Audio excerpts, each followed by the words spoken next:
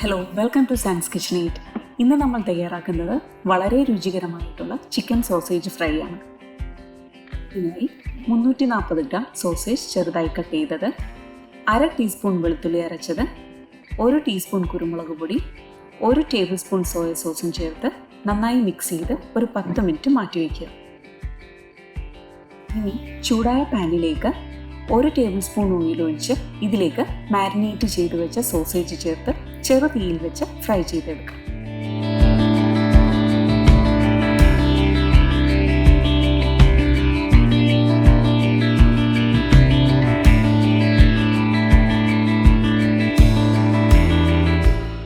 ഇപ്പോൾ സോസേജ് എല്ലാം ഫ്രൈ ആയി വന്നിട്ടുണ്ട്.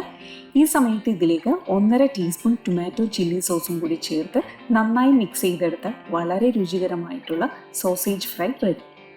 ഇത് വൈറ്റ് റൈസ്, ചപ്പാത്തി എന്നിവയുടെ കൂടെ നല്ലൊരു കോമ്പിനേഷനാണ്. ട്രൈ ചെയ്ത് നോക്കുക. Thanks for watching.